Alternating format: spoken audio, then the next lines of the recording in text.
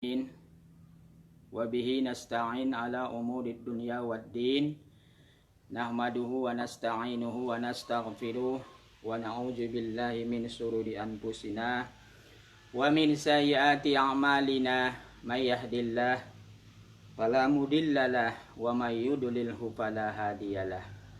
Amma ba'd, kaum muslimin dan muslimat, hari ini kita lanjutkan tausiah Ramadan kita sebagaimana biasa kami lakukan sebagai penambah amal ibadah kita. Hari ini sebelum sholat asar sambil menunggu berbuka puasa, kami menyampaikan tausiah yang sama. Hari ini kita telah berada di hari yang ke-19 Ramadan. Maka judul yang kami buat hari ini adalah ibadah penutup Ramadan sebagai tanda setia kawan. Hari ini kita sudah memasuki hari yang ke-19 bulan Ramadan. Tentunya sebentar lagi Ramadan akan meninggalkan kita. Ramadan akan berlalu dengan harapan kiranya kita dipertemukan Allah lagi, dipersuakan Allah lagi dengan Ramadan tahun besok, tahun 1442 Hijriah. Amin ya rabbal alamin. Kaum muslimin dan muslimat, sebagaimana disampaikan tadi, judul yang akan kami sampaikan di sore hari ini adalah ibadah penutup Ramadan sebagai tanda setia kawan. Ada beberapa ibadah penutup Ramadan, ada beberapa ibadah di penghujung Ramadan, yang ibadah ini punya korelasi, punya hubungan, punya keterkaitan dengan pelaksanaan ibadah puasa kita di bulan ini. Yang pertama, ibadah penutup Ramadan nantinya adalah bertakbir, bertahmid, bertakdis, dan bertahlil. Begitu terbenam matahari di tanggal 30 Ramadan, dianjurkan bagi kita, disunnahkan bagi kita untuk bertakbir, bertahmid, bertakdis, dan bertahlil sebagai ungkapan rasa syukur kita yang sesungguhnya kepada Allah Subhanahu wa Ta'ala. Selama 1 bulan kita berjuang, mengekang, dan melawan hawa nafsu. Makanya kita 1 bulan ini kaum muslimin muslimat adalah laksana tentara Allah Subhanahu wa Ta'ala. Tentaranya Allah Subhanahu wa Ta'ala. Makanya dalam kalimat takbir, tahmid, takdis, tahlil itu disebutkan wa a'azza zundah. Kalimat wa a'azza zundah artinya adalah memuliakan tentara-tentaranya. Jadi kita 1 bulan ini tentara berperang melawan hawa nafsu. Raja'na min jihadil ashhar ila jihadil akbar wa huwa jihadun nafs. Kami barusan kembali, kata Rasulullah, dari jihad, dari peperangan yang ashhar, kecil, dan akan pindah kepada peperangan yang besar, jihadul akbar. Ma huwa jihadul akbar? Apa itu jihad yang paling besar? Apa itu peperangan yang paling besar? Huwa jihadun nafs. Ianya peperangan melawan hawa nafsu. Jadi 1 bulan ini kita berperang kaum muslimin muslimat. Jadi sebagai bukti kemenangan akan peperangan kita itu, maka di penghujung Ramadan sebagai yel-yel kemenangan kita itu, kita suarakan kalimat takbir, tahmid, takdis, takbir, dan tahlil. Allahu akbar, Allahu akbar, Allahu akbar. La ilaha illallah, Allahu akbar, Allahu akbar, walillahil hamd. Allahu akbar kabira walhamdulillahi الله كثيرا وسبحان الله بكرة وأصيلا لا إله إلا الله ولا نعبد إلا إياه مخلصين له الدين ولو كره الكافرون ولو كره المنافقون ولو كره المشركون لا إله إلا الله وحده صدق وعده ونصر عبده وأعز جنده وهزم الأحزاب وحده لا إله إلا الله والله أكبر الله أكبر ولله الحمد. Itulah kaum muslimin muslimat bacaan takbir, tahmid, takdis dan tahlil yang kita kumandangkan di penghujung Ramadan nanti di malam hari raya Idul Fitri. Dalam Al-Quran Allah berfirman, walituqmilul iddah walitukabbirullaha ala ma hadakum wala'allakum tashkurun. Dan apabila kamu sudah sempurnakan bilangan puasa Ramadan, makanya bilangan puasa Ramadan sebagaimana dalam Al-Baqarah 183 ayyamam ma'dudat, beberapa hari yang ditentukan. Ada kalanya 29, ada kalanya 30. Tapi Rasulullah selama hidupnya hanya 6 kali dia melaksanakan puasa Ramadan yang 30. Itulah Rasulullah sallallahu alaihi wasallam. Kaum muslimin dan muslimat rahimakumullah, walituqmilul iddata walitukabbirullaha ala ma hadakum wa la'allakum tashkurun. Dan apabila sudah kamu sempurnakan bilangan puasa Ramadan baik 29 maupun 30, walitukabbirullah, dan hendaklah kamu besar-besarkan asma Allah, hendaklah kamu agung-agungkan Allah. Ini perintah Allah dalam surah Al-Baqarah. Kalau sudah kita sempurnakan bilangan puasa itu baik 29 maupun 30 hari, walitukabbirullah, dan hendaklah kamu agung-agungkan kebesaran Allah, hendaklah kamu memuji asma Allah, hendaklah kamu bertahlil la ilaha illallah ala ma hadakum, atas sesuatu yang telah memberi petunjuk kepada kamu. 1 bulan kita sudah diberikan Allah iman, 1 bulan sudah ditingkatkan Allah ketakwaan kita, keimanan kita, sehingga kita bisa melaksanakan ibadah puasa Ramadan sebulan penuh. Walitukabbirullaha ala ma hadakum wa la'allakum tashkurun. Semoga dengan itu kesemuanya, semoga dengan kita menyempurnakan bilangan puasa Ramadan dengan membesarkan asma Allah, bertakbir, bertahmid, bertakdis dan bertahlil, la'allakum tashkurun, semoga kita mendapatkan menjadi orang-orang yang bersyukur kepada Allah Subhanahu wa taala. Oleh sebab itu kaum muslimin, inilah amalan ataupun ibadah di penghujung Ramadan yang punya korelasi, punya hubungan, punya keterkaitan dengan ibadah Ramadan.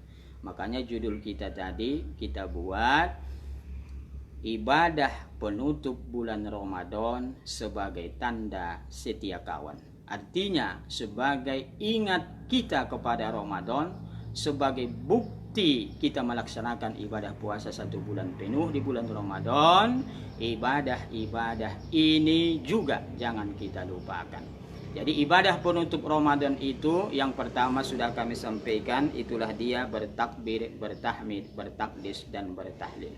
Ibadah yang kedua setelah Ramadan tentu membayar zakat fitrah. setelah itu sholat Id, setelah itu bersilaturahim. Ya, bersilaturahim hakikatnya itu adalah budaya bangsa kita Indonesia. Bukan meminta izin, meminta maaf. Meminta izin, meminta maaf kapan saja, disitulah posisinya. Ketika kita punya salah, di saat itu juga lah kita meminta izin dan meminta maaf. Bukan mesti di bulan Syawal, bukan mesti di penghujung Ramadan. Tapi budaya kita Indonesia, budaya yang santun, budaya yang bijak, budaya yang baik sekali. Digunakanlah itu, dimanfaatkanlah itu 1 Syawal untuk bersih maaf-maafan. Nanti lebih panjang akan saya sampaikan tentang budaya maaf memaafkan ini. Sekarang masuk kita ke ibadah yang kedua. Ibadah di penghujung Ramadan yang kedua setelah bertakbir, bertahmid, bertakdis dan bertahlil. Yang kedua ibadahnya adalah membayar zakat fitrah. Zakat fitrah adalah zakat diri. Karena zakat ada 2, zakat fitrah dan zakat mal. Zakat fitrah itulah yang kita bayarkan, itulah yang kita serahkan setelah terbenam matahari tanggal 30 Ramadan. Bolehnya mengeluarkan zakat fitrah mulai awal Ramadan kemarin, tanggal 1 Ramadan kemarin sudah boleh kita membayar zakat fitrah, dan nanti timbul kewajibannya di malam Id, tidak lagi wajib kita membayar zakat fitrah.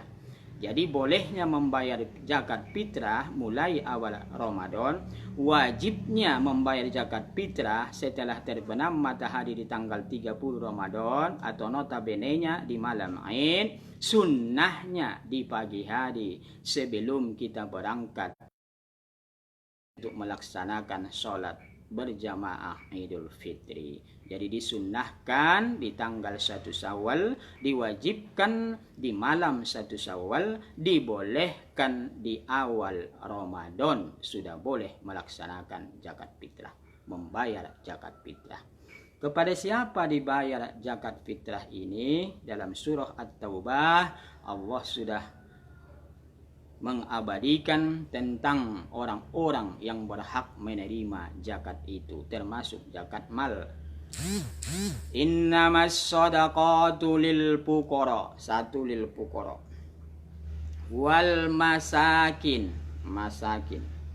wal amilina 'alaiha, wal mu'allafati qulubuhum,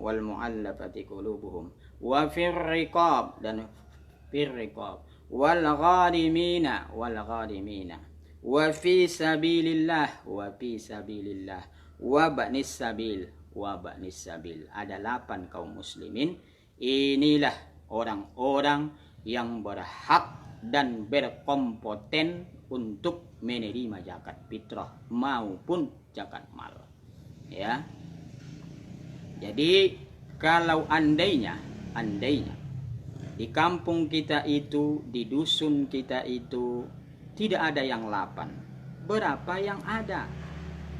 Jangan dibagi yang 8 ini ya semau kita, sementara yang 8 asnaf ini, yang 8 golongan ini, yang 8 mustahak ini nggak ada di dusun itu. Yang 8 ini mungkin hanya ada 4. Kita lihat. 1, fakir. Ada di mana-mana yang namanya fakir itu, saya rasa hemat saya ada itu. Yang kedua, miskin di mana-mana, di dusun mana, di desa mana, di kota mana, hemat saya pasti ada itu. Yang ketiga, amil. Setiap desa biasanya ada amil, setiap dusun ada biasanya dibentuk amil. Baru yang keempat, sabil, fi sabilillah, orang yang berjuang pada jalan Allah. Ini pun biasanya ada. Siapa itu, Ustaz? Kalau zaman Rasul, orang yang berperang, ya, orang yang berjuang pada jalan Allah, ya, menghunus pedang untuk melawan musuh, ya. Nah, jadi orang yang berjuang pada jalan Allah fi sabilillah dalam dekade saat ini adalah orang yang berjuang, orang yang menegakkan, Orang yang li'la'i kalimatillah, meninggikan kalimat-kalimat Allah, meninggikan agama-agama Allah. Seperti dia itu guru ngaji. Guru ngajinya hanya dikasih anak kita, hanya kalau kami dulu uang 500 ya. Nah, dikasihlah uang 500 seminggu ya. Artinya itu bukan gaji itu ya. Nah, jadi makanya yang seperti ini, guru-guru ngaji yang seperti ini, supaya dia lebih mau, lebih giat, lebih terfokus, lebih tertarik ya, selain dia itu lillahi ta'ala, supaya ada rasa dukung kita orang tua ini bahwa anak kita ngajikan di rumahnya. Jadi orang yang seperti ini masuklah dia dalam golongan, dalam asnaf fisabilillah, orang yang berjuang pada jalan Allah. Guru-guru mengaji ya. Habis maghrib datang anak kita ya. Dulu kalau kami, saya ulangi, kalau kami dulu mengaji, kami kasih uang 500 seminggu. Ya, zaman sekarang nggak tahu saya berapa itu 500 Bapak Ibu. Apalagi minyak lampu dikasih ya. Sekarang sudah jarang saya melihat minyak lampu itu. Dikasihlah minyak lampu ya, 1 botol. Itulah 1 minggu, kadang 1 bulan ya. Makanya di dusun-dusun kita ya pasti adalah itu yang namanya guru mengaji ya, pasti ada. Jadi itu termasuk salah satu golongan fisabilillah. Pada ustadz-ustadz yang hidupnya kurang mapan, yang dia mendakwah, dia menjadi khotib, dia menjadi imam ya, itu layak juga dan pantas disebut sebagai fisabilillah ya. Jadi fisabilillah itu arti kata, arti komprehensifnya, arti luasnya adalah orang yang berjuang pada jalan Allah. Setiap orang yang berjuang pada jalan Allah tanpa mengharapkan sesuatu imbalan apapun, dia itu dikategorikan, dimasukkan dalam asnaf fisabilillah ya. Karena kalau fisabilillah yang mau kita ikuti seperti fisabilillahnya pada zaman Rasul, sekarang ini tidak ada kaum muslimin muslimat. Jadi makanya yang 4 ini kemungkinan di setiap dusun dan desa pasti ada ini kaum muslimin. Kalau gharim mungkin ya bisa saja nggak ada orang yang berhutang pada jalan Allah. Wah, musafir ibnu sabil bisa saja nggak ada yang musafir. Atau orang yang baru masuk Islam mu'allab, yang dijinak-jinakkan hatinya, mungkin nggak ada juga. Jadi yang 3 ini terbuang. Apalagi tadi ya, hamba sahaya jelas pasti tak ada. Berarti 4 keluar, 4 yang ada ya. Jadi jangan karena dalam surah At-Taubah itu 8 asnaf, 8 golongan, lantas kita kasih, kita cari-cari ya. Siapa yang berhutang pada jalan Allah? Aku ada hutangku Pak. Termasuk aku ini gharim fisabilillah, berhutang pada jalan Allah ya. Jangan semudah itu mengkategorikan orang per orang menjadi gharim. Jangan mudah mengkategorikan orang per orang mu'allab dan lain sebagainya ya. Itu besar nanti resikonya. Yang pasti 4 ini pasti, yang 4 tadi pasti, fakir, miskin, amil, fisabilillah, ini pasti ada di setiap dusun dan setiap desa. Jadi membayar zakat fitrah ini hukumnya wajib kaum muslimin dan muslimat ya. Saumul abadu mu'allakun bainas sama'i wal ardi hatta yuwaddiya shadaqatul fitri. Artinya puasanya seorang hamba itu mu'allakun, terombang-ambing, mu'allakun, terawang-awang, mu'allakun, gentayangan, bainas sama'i wal ard, di antara langit dan bumi. Jadi pahala puasa kita itu mu'allak, tergantung-gantung terawang-awang, terombang-ambing, bergentayangan, bainas sama'i wal ard, di antara langit dan bumi, hatta sampai, hatta hingga, dia shadaqatul fitri, hingga kita menunaikan, hingga kita membayar, hingga kita menyerahkan zakat fitrah, ya. Jadi makanya Bapak Ibu, mari kita serahkan nanti. Sekarang Ustadz sudah boleh, ya boleh, tapi masih mubah boleh, belum wajib, ya, dan tidak sunat, tapi masih tahapan mubah boleh. Jadi kalau sudah saya serahkan sekarang Ustadz, nanti malam kebolehannya malam hari raya tidak lagi, ya tidaklah. Nah, karena sudah kita serahkan hari ini atau mulai awal Ramadan kemarin, ya nanti di malam kewajibannya tidak lagi, ya. Nah, jadi yang pasti kaum muslimin muslimat, mari kita bayarkan zakat fitrah kita ini kepada yang mustahak. Ustadz, pertanyaan, bagaimana kalau si A menyerahkan zakat fitrahnya semuanya, kulluhum ajma'in, semuanya, mereka yang ada di rumah ada 10, yang wajib berzakat ada 10 di rumah itu, semuanya kepada amil ia serahkan. Bolehkah itu Ustadz? Boleh, ya. Nah, kalau andainya kaum muslimin tidak mengetahui siapa sebenarnya yang fakir, siapa sebenarnya yang miskin, siapa sebenarnya yang fisabilillah, dan lain sebagainya, ya boleh. Pertanyaan kedua Ustaz, bagaimana kalau saya serahkan sebahagian ke mustahak yang lain dan sebahagiannya ke amil, atau saya bagi Ustaz? Ya boleh juga. 2, 10 tadi ya.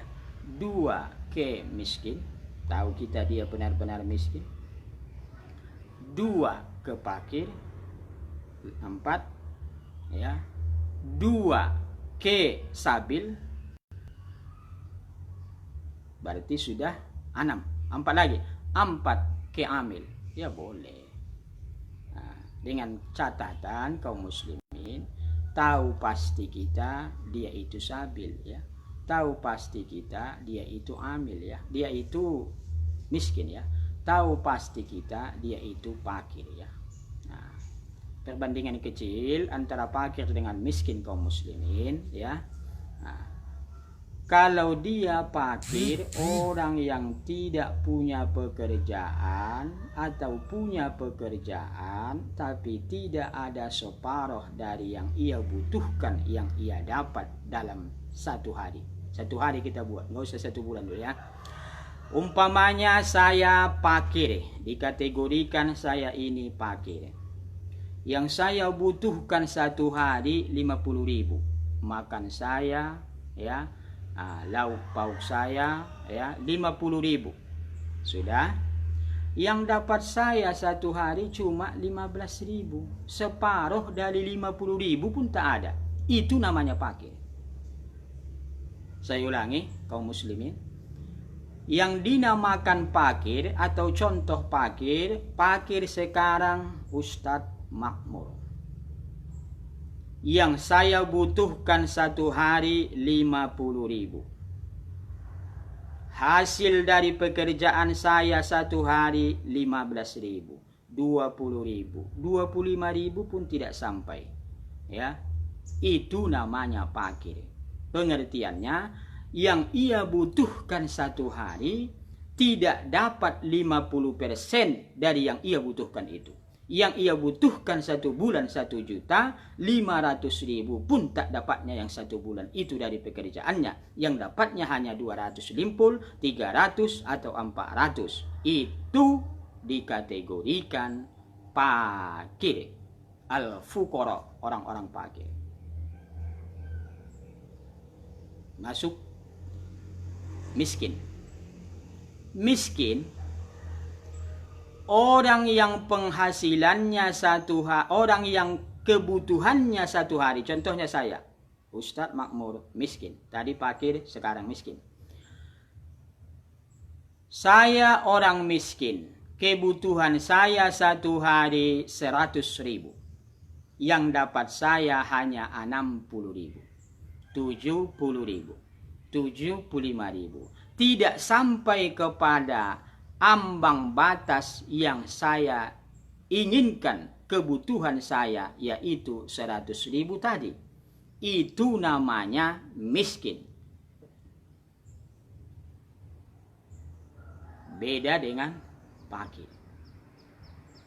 Berarti lebih lebih miskin. Kalau kita buat kemiskin, lebih miskin orang fakir. Nah, bahasa kasarnya lebih hajat orang fakir. Ya. Jadi itu perbandingannya antara miskin. Karena banyak kita ini nggak tahu apa sih bedanya fakir dengan miskin. Ya itu juga itu, bukan. Nah, inilah perbedaannya kaum muslimin dan muslimat antara fakir dengan miskin kalau kita buat ke pekerjaan. Dan fakir itu banyak yang tidak ada kerjanya. Nah, seperti janda-janda tua yang tidak ada lagi dikasih anaknya belanjanya, kerjanya nggak ada, ya. Dia hanya tukang-tukang kusuk, ya, hanya penghasilannya yang diberi orang. Berapa hasil ngusuk umpamanya 20.000, itulah, ya. Nah, itu disebut dan dikategorikan kepada fakir, ya. Jadi makanya kaum muslimin dan muslimat, mari kita bayar zakat fitrah kita, ya. Bagaimana Ustaz? Kita membayar zakat fitrah orang yang meninggal tidak wajib. Andainya pun, ya, orang tua kita tidak wajib. Namun boleh Ustaz? Ya boleh. Dihitung sebagai sedekah sunat, bukan sedekah yang wajib. Sedekah yang wajib itu adalah zakat mal dan zakat fitrah. Sementara kalau dia sudah wafat alias mangkat atau meninggal, kita bayar zakat fitrahnya itu dihitung sebagai sedekah sunat. Sama dengan orang yang membayar zakat fitrah ba'da sholat Idul Fitri, itu dihitung sedekah sunat, bukan lagi sedekah wajib atau zakat fitrah. Kaum muslimin, ini yang bisa kami sampaikan. Karena waktu asar sudah mendekat, insya Allah besok kita lanjutkan kepada poin yang ketiga, sholat hari raya dan bersih maaf-maafan. Mudah-mudahan sampai tanggal 30 Ramadan nanti Allah memberikan kesehatan, keafiatan, bertambah keimanan kita kiranya, dan kita mendapatkan nilai dari ibadah Ramadan kita ini, sehingga 11 bulan ke depan iman kita lebih bertambah-tambah. Karena 1 bulan ini, kalau betul-betul puasa kita baik, kalau betul-betul qiyam kita di bulan Ramadan ini baik, syam kita di bulan Ramadan ini baik, yang 1 bulan ini akan bisa mencerminkan, yang akan bisa mewarnai 11 bulan ke depan. 1 bulan puasa bisa menghapus dosa 1 tahun yang lalu, ya. Karena Ramadan itu artinya panas. Romat artinya panas. Akibat panas apa? Membakar. Makanya Ramadan artinya membakar. Membakar apa Ustaz? Membakar dosa-dosa kita yang melekat dan mengotori tubuh dan kehidupan kita ini. Terima kasih sekali lagi kaum muslimin. Mohon maaf. Wallahul muwaffiq ila aqwamit thoriq. Nasrum minallah wa fathun qarib. Wassalamualaikum warahmatullahi wabarakatuh.